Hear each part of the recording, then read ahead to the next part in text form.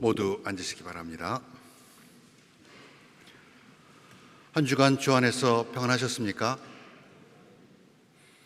주님의 은총과 사랑이 우리 가운데 내리시기를 빕니다. 지난 목요일에는 교회 어르신들과 함께 나들이를 다녀왔습니다. 4년 만에 외출인지라 출발부터 모두가 어린아이처럼 들떠 있었습니다. 잔디밭에서 공을 굴리고 줄을 당기면서도 힘들어하시기는커녕 내내 웃음소리가 그치지 않았습니다. 그것을 바라보면서 그분들이 감내해온 세월의 무게에 저절로 가슴이 뭉클해졌습니다. 정말 애쓰셨다고 말씀드리고 싶었습니다. 5월 가정의 달이 기울어가고 있지만 사방에서 우리를 벼랑으로 밀쳐내는 세상에서 변함없이 쉼과 평안을 주는 어머니 품 같은 가정은 우리 삶의 최후 보루입니다. 그러나 너무 많은 어린이들이 가정에서 학대를 받아 숨지고 청소년들은 어른들의 욕망의 대상이 되기도 합니다. 이제 우리가 대답해야 할 때입니다. 하늘만 바라보는 것이 아니라 우리 주변을 돌아보아야 합니다. 우리 교회가 운영하는 푸른 날의 공부방 어린이들을 위해서 기도하고 서울역 노숙자 급식 봉사에 참여하는 것도 하나님 나라 운동에 함께하는 한 방법입니다. 성부와 성자와 성령의 이름으로 말씀드립니다. 오늘은 예수님께서 하늘에 오르신 것을 기념하는 승천 대축일입니다. 부활하신 예수님은 막달라 마리에게 처음 보이셨고 갈릴레아 해변에서 제자들과 함께 물고기를 나누어 드셨습니다.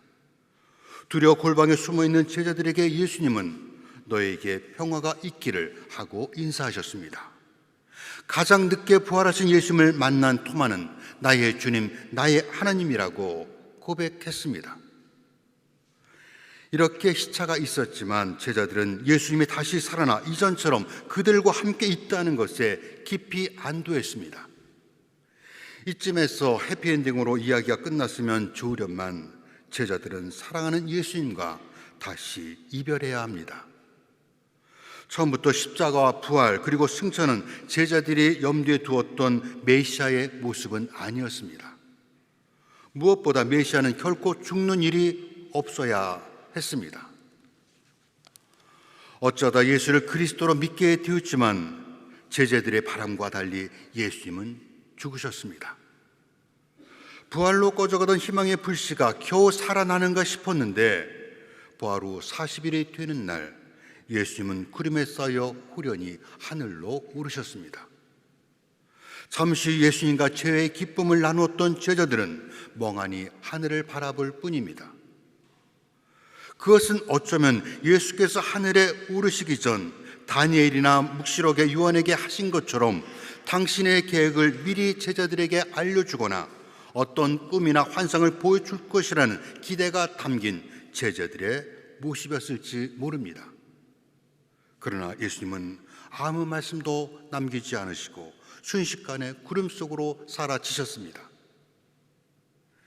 예수님이 사라진 하늘을 바라보고 있는 제자들에게 흰옷을 입은 천사는 갈릴레아 사람들아, 왜 너희는 여기에 서서 하늘만 쳐다보고 있느냐 묻습니다.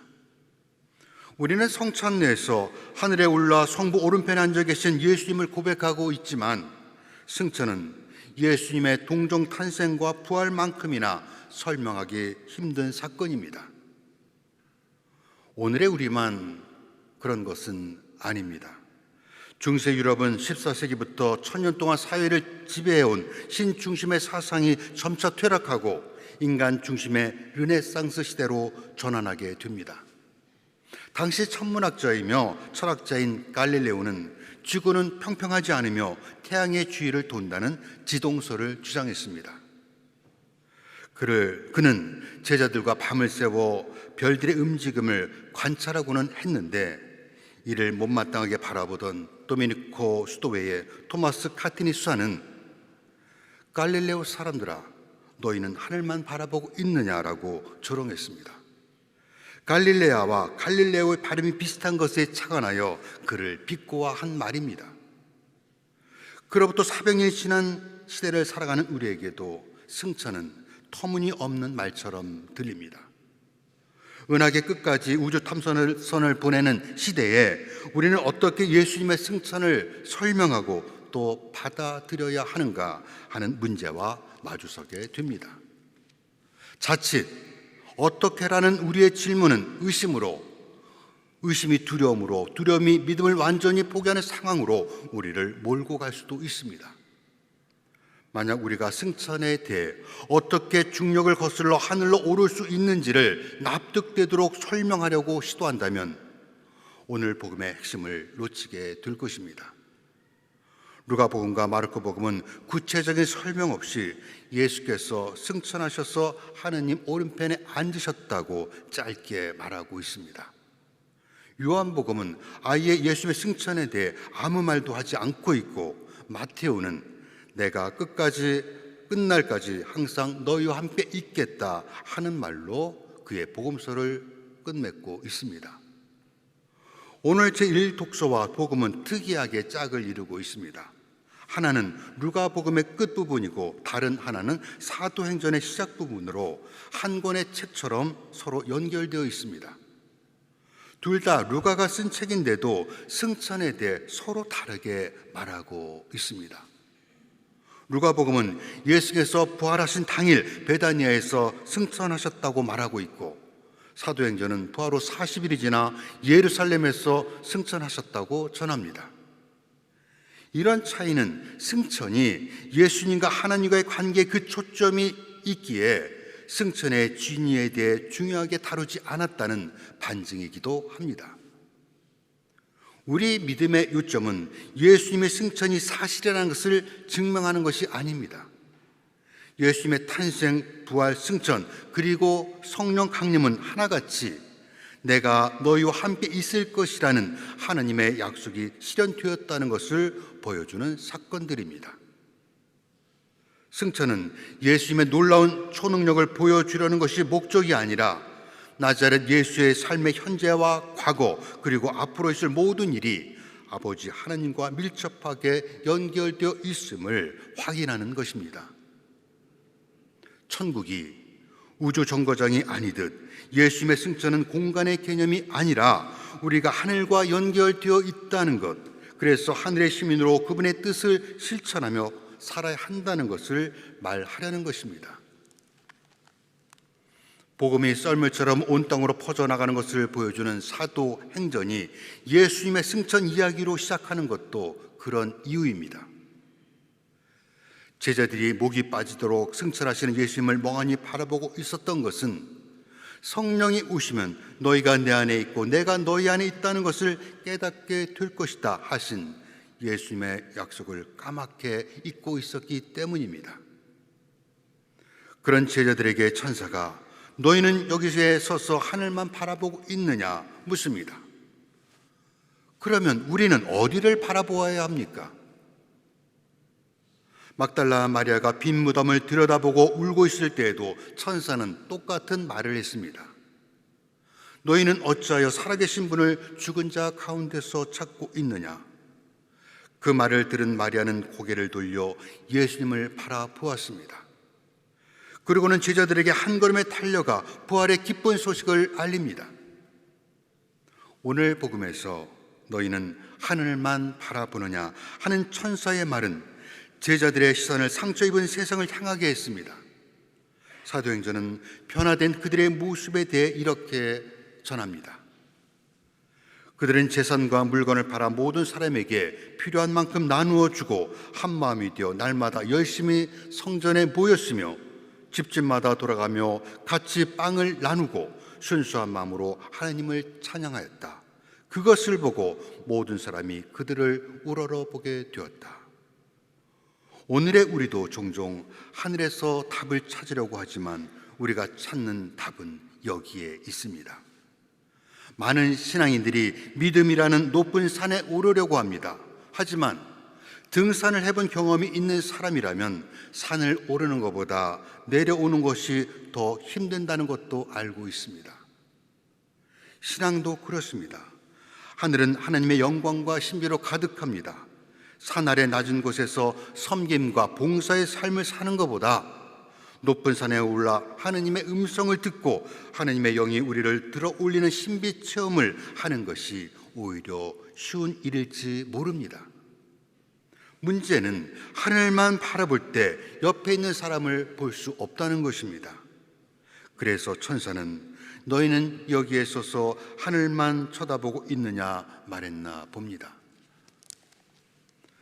천사 이 말은 성전에서 드리는 우리의 예배가 끝나면 세상에서의 진짜 예배가 시작된다는 것을 상기시켜 줍니다.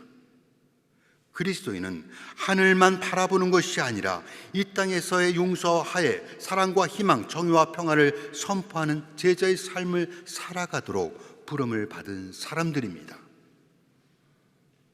훗날 우리가 승천하신 예수님을 따라가고 싶다면 하늘만 바라보는 것이 아니라 산산이 부서진 세상에서 예수께서 행하셨던 일을 따라 살아가야 합니다. 우리가 정말 하나님을 보고 싶다면 하늘만 바라보는 것이 아니라 매일의 양식을 걱정해야 하는 이웃을 돌아보십시오. 그러면 하나님은 우리의 생각보다 더 가까이 계시다는 것을 알게 될 것입니다. 그런데 동시에 제자들은 너희는 위에서 오는 능력을 받을 때까지 예루살렘에 머물러 있어라 하는 요청을 받습니다. 이와 관련하여 영국의 위대한 신학자 바클레이는 우리에게는 하느님을 위해 일할 때가 있고 하느님을 기다릴 때가 있다고 말합니다.